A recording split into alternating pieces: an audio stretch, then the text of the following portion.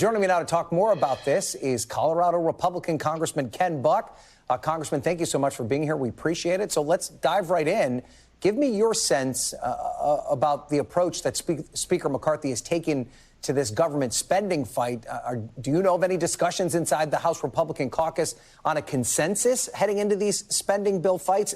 Will there be a short-term continuing resolution to keep the government open while the negotiations go on? Well, there has to be a short-term CR to keep the government open. We are not going to get 12 appropriations bills or 11 more appropriations bills done in the next 3 weeks. So I think that there have been conversations. I've been privy to phone calls that have gone on between members, and those conversations really amount to what the top line number is going to be. Are we going to have the 2019 top line number, the 2022 top line number, or is this CR going to be a continuing resolution on the amount that was designated last year that almost all Republicans voted against? So I don't see a lot of willpower to vote for something that almost everybody voted against last year. So let's find a way through that then. If you are not opposed, or you're opposed, I should say, to the level of funding that it appears the Senate is willing to go to, how do you reconcile that? How do you pass something that can get through both chambers? Well, that's the challenge that the Speaker has. And in my view, he's only going to pass something with Democrat votes, and that's what's going to put him at risk for the motion to vacate. I don't see the Speaker getting enough Republican votes for a continuing resolution in the next few weeks to be able to pass that continuing resolution. Would you vote for a continuing resolution at this point to continue the conversation? Yeah, I haven't seen one, so it's very difficult to answer that question. If it's at the 2019 levels, yes, I would vote for a continuing resolution.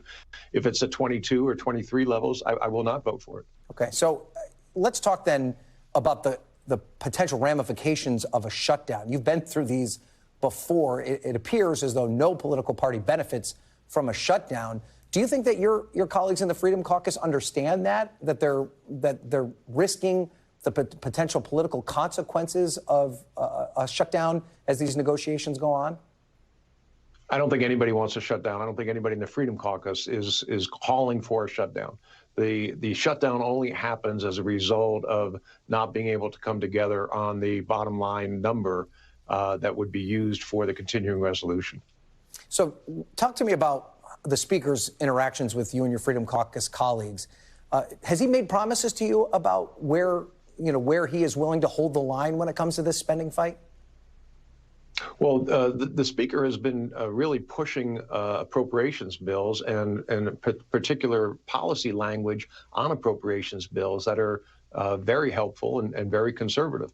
The thought is that when those bills go over to the Senate, that policy language will come off, and whatever number we have agreed to at that point becomes the baseline for negotiation. The Senate will come in with a higher number and will take the policy riders off. So the game now, the challenge now, is to produce bills that have low dollar figures in them, as well as strong policy riders, to give the Speaker a better negotiating position with the Senate when they start talking about the compromises that are inevitable for these kinds of bills. All right, let's talk now about the other lingering issue that you guys are going to have to deal with when you come back next week, and that is the possibility of an impeachment inquiry. Your Republican colleague Matt Gaetz says that if Speaker McCarthy doesn't pursue impeachment, he could be out of a job. Do you agree with him there? Where does impeachment stand from your perspective? Well, we have 3 committees right now that are investigating Hunter Biden as well as Joe Biden's actions. And those 3 committees are the Ways and Means Committee, the Judiciary Committee, and the Oversight Committee. And they're doing a great job. They have issued hundreds of subpoenas. They have interviewed hundreds of witnesses, reviewed thousands and thousands of documents.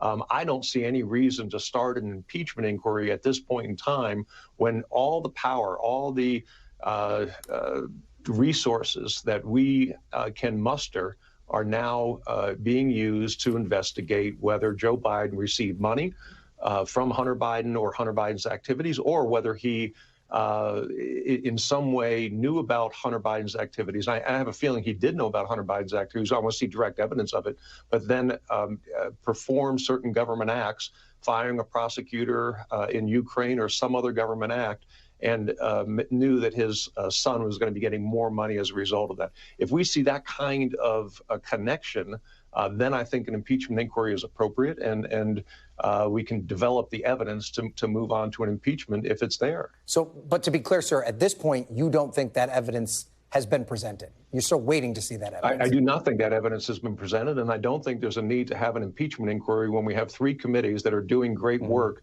developing the kind of evidence that would lead to an impeachment inquiry. Okay, very good. So let me ask you about this. You wrote a letter this week rebuking a letter circulated by the Colorado Republican Party about the treatment of January 6 defendants, saying that they were spreading unsubstantiated rumors, including that they were being mistreated for their political views.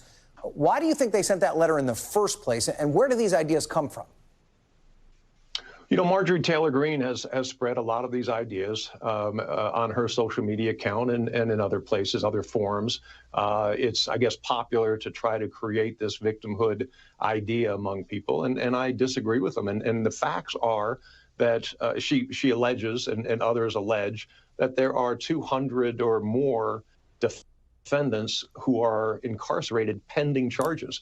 That is a gross misstatement. Nobody has been incarcerated pending charges. They've all been charged and either surrendered or have been arrested in connection with the January 6th. And so I have great misgivings about the Republican Party at a time when we have strong issues that we need to run on and that we need to hold President Biden accountable for: the border, inflation, crime, to be distracted by this kind of idea, rhetoric, is just a bad strategy, and I want to make sure that I do everything I can to put the right facts out there so that people can make a good judgment and we can move on. And what can you do beyond just a letter? I mean, you were once the chair of the Colorado Republican Party.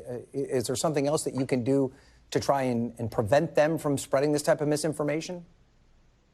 Well, don't get me wrong. I think dialogue is valuable in the Republican Party, and I think we have healthy dialogue. What I want to make sure is that we don't have 2 sets of facts. There is one set of facts, and the facts are that these defendants have been treated like other defendants in a jail that is not a resort. It is a difficult place for every defendant to be while they are waiting trial. So I want to get the facts out, and then we can have a difference of opinion on whether some people should have been charged or sentenced the way they were, or whatever the case is. But we can't have 2 sets of facts, and that's what I want to deal with in the Republican Party in Colorado. But really, this goes beyond Colorado's borders. Yeah. All right. Always a thoughtful conversation. Congressman Ken Buck, we'll see you when you get back here to Washington next week. Thank you so much for joining us. Thanks for watching our YouTube channel. Follow today's top stories and breaking news by downloading the NBC News app.